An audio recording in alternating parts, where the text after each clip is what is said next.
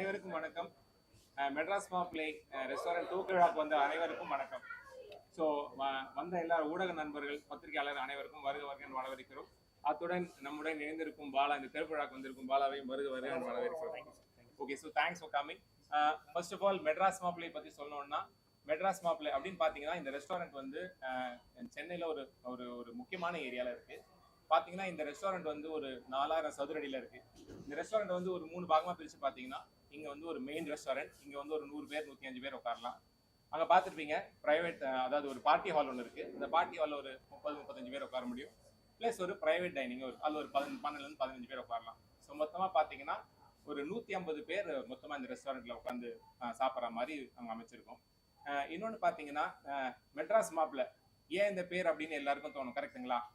So நம்ம தமிழ்நாட்டிலே பார்த்தீங்கன்னு வச்சுக்கோங்களேன், ஒரு முக்கியமான விருந்து அப்படின்னா எல்லாருமே ஒரு காலத்தில் மாப்பிள்ளையா இருந்திருக்கும். ஸோ உங்களுக்கு எல்லாருக்குமே ஒரு முக்கியமான விருந்து என்னவா இருந்திருக்கும் பார்த்துருக்கீங்களா? ஸோ நம்ம வந்து நம்ம மாமியார் வீட்டுக்கோ இல்லை போகும்போது அங்கே கொடுக்குற விருந்து பார்த்துருப்பீங்களா, மாப்பிள்ளை விருந்துன்னு சொல்லுவாங்க. அந்த விருந்து தான் வந்து மிக மிக பிரசிப்பட்டது. ஸோ ரொம்ப இம்பார்ட்டண்ட்டான அந்த விருந்து. ஸோ அந்த மாப்பிள்ளை விருந்து மெட்ராஸ்லேருந்து நாங்கள் கொடுக்கறதுனால தான் இது வந்து மெட்ராஸ் மாப்பிள்ளைன்ற பெயரே வச்சுருக்கோம். ஸோ அதுதான் வந்து இந்த பெயருக்கான காரணமும். ஸோ இது வந்து ரொம்ப இம்பார்ட்டண்ட்டான ஒரு விஷயம் எங்களுக்கு. எங்களை பொறுத்த வரைக்கும் நாங்கள் ரெஸ்டாரண்ட் ஃபீல்டில் கொஞ்சம் நல்லா இருக்கோம். ஃபீனிக்ஸில் வந்து ஃபீனிக்ஸ் மார்க்கெட் சிட்டின்னு ஒரு மால் இருக்குது. அங்கே வந்து ஒரு ஃபுட் கோர்ட் வச்சுருக்கோம் இதே பிராண்டில். ஸோ இந்த பிராண்டை வந்து இப்போ வந்து ஒரு டைனிங் ரெஸ்டாரண்ட்டாக கொண்டு வந்திருக்கோம். ஸோ இந்த ரெஸ்டாரண்ட்டை எல்லாருக்கும் அறிமுகப்படுத்துறதுல எங்களுக்கு ரொம்ப சந்தோஷம். இதில் குசின்னு பார்த்தீங்கன்னா, இங்கே ஆந்திரா குசின், அப்புறம் செட்டிநாடு குசின், அதுக்கப்புறம் tandoor, Indian tandoor plus Chinese எல்லாமே வந்து இதே ரெஸ்டாரண்ட்டில் நாங்கள் பண்ணுறோம். இது வந்து ஆட் ஆன் மெனுவாக கிடையாது, எல்லாமே வந்து ஒரு ஸ்பெஷலைஸ்டு மெனு.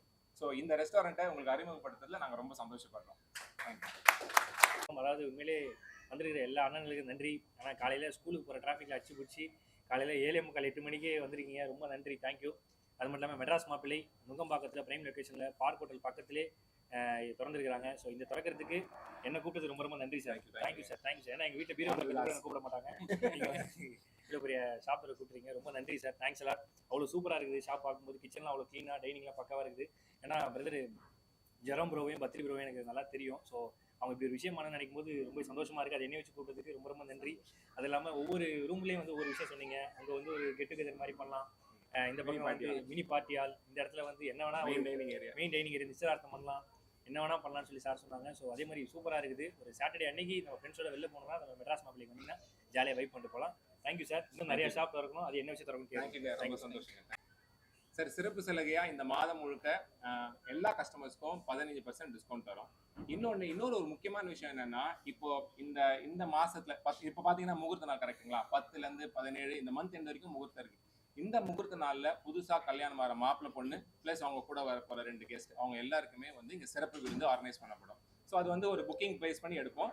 ஸோ எல்லாருக்குமே அது இலவசமான, அந்த 4 பேருக்கு வரவங்களுக்கு இலவசமா அவங்களுக்கு வந்து டின்னர் கொடுப்போம். ஸோ இதுதான் வந்து இப்போதைக்கு நாங்கள் இன்ட்ரடக்ஷன்ல கொடுத்துருக்கோம் சார். இந்த மாசம் அதுக்கு பொண்ணு ஒத்துக்கணும், பொண்ணோட அம்மா அப்பா ஒத்துக்கணும், எல்லாம் ஒத்துக்கிட்டு நான் மாப்பிள்ளை ஆகணும். இப்போ மெட்ராஸ் மாப்பிள்ளை வரைக்கும் வந்திருக்கேன், அதுக்கப்புறம் மெட்ராஸில் மாப்பிள்ளையா வரேன் கண்டிப்பாண்ணே. தேங்க்யூண்ணே. நீங்கள் 4 நாளைக்கு நல்லா இருப்பீங்கண்ணே.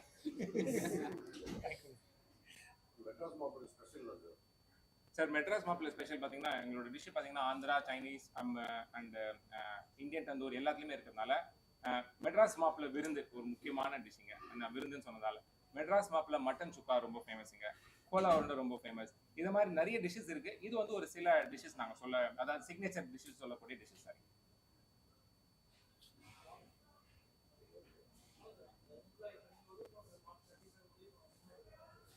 ரொம்ப சந்தோஷமா இருக்கு. நம்மளே ஒரு ஆளாக அமைச்சு நம்ம பண்றதையும் பார்த்து நிறைய பேர் பண்றாங்கன்னா இதை விட சொல்ல வார்த்தைகளே இல்லை. பண்ற எல்லாருக்கும் ரொம்ப நன்றி.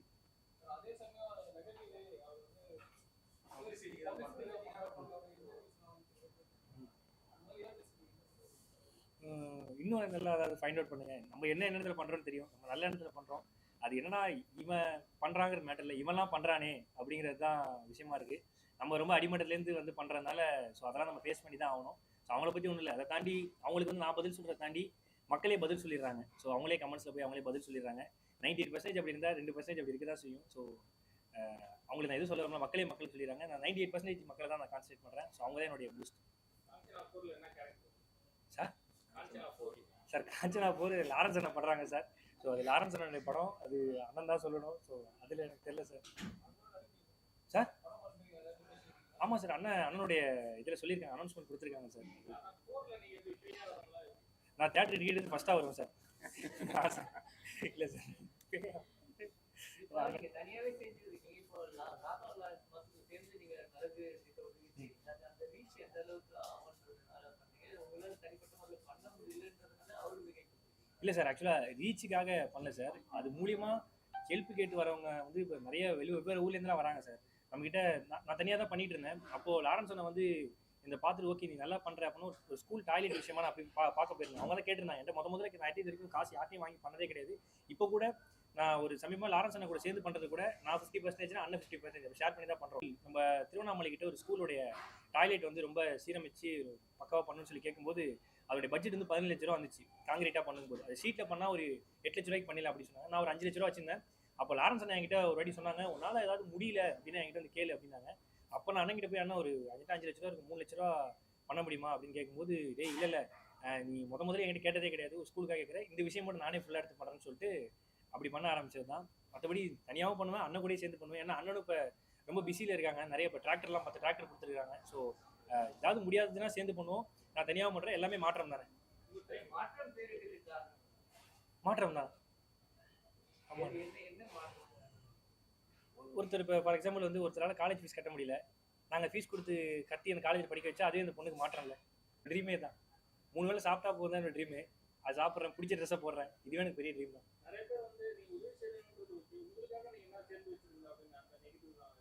அதெல்லாம் ஒன்றும் இல்லை, சந்தோஷத்தை சேர்த்துக்கிறேன். கடவுள் கொடுப்பாரு. ஓ கரெக்டாக கேட்டிங்க பார்த்தீங்களா. அதனால தானே லைவ்ல பொன்னாடியே வரமாட்டாங்கன்னு நினைக்கிறேன்.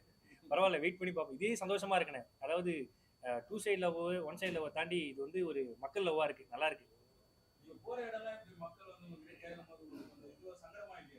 இல்லை எனக்கு வந்து அதனால தான் எனக்கு நிறைய சம்பாதிக்கணும்னு ஆசையா இருக்கு. இதெல்லாம் வந்து சம்பாதிக்கிறது ஹெல்ப் பண்ணுங்கிறது நிறைய சம்பாதிக்கணும்னு தோணுது. ஏன்னா அவ்வளோ குழந்தைங்க வந்து ஹார்ட் ஆப்ரேஷனு அது இல்லாமல் நிறைய நமக்கு நம்மளையும் ஒரு ஆள் அமைச்சு மனுலாம் கொடுக்குறாங்க.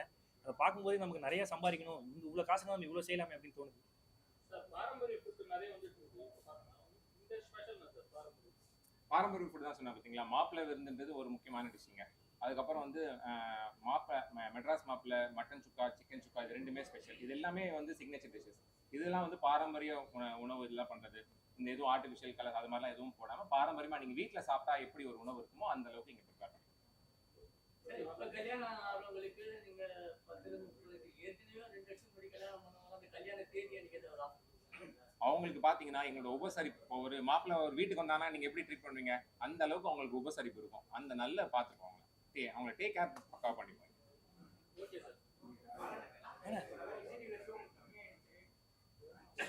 ஆனால் இப்போ ஷோ பண்ணிட்டு தானே இருக்கேன். இல்லைண்ணே, இப்போ வெளியில் நிறைய ஷோஸ்லாம் பண்ணிட்டு இருக்கேண்ணே. ஸோ என்னன்னா நிறைய வெளியில் ஷோ பண்ணுறதுனால அங்கே பண்ண முடியல. ஸோ அதுவும் இல்லாமல் இப்போ இந்த ஷோ பண்ணிட்டு இருக்கேன். நமக்கு இன்னும் நிறையா வெளில பண்ணுறதுனால தான் அப்படி, மற்றபடி இல்லை. இப்போ விஜய் டிவி தான் நமக்கு எல்லாமே. அண்ணா எனக்கும் அப்படிலாம் எதுவுமே கிடையாதுண்ணே. அண்ணா இங்கே பார்த்து தான் வாய்ப்பு கொடுக்காம போயிட போகிறாங்க. அப்படிலாம் விஜய் டிவி தானே வாய்ப்பு தராங்க. அண்ணா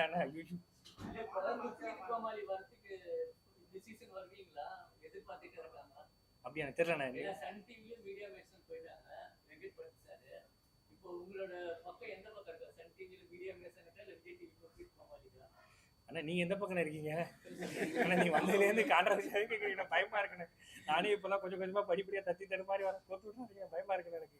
இல்லைண்ணே நம்ம வந்து வேணாண்ணா, நன்றிண்ணா. Okay, thank you.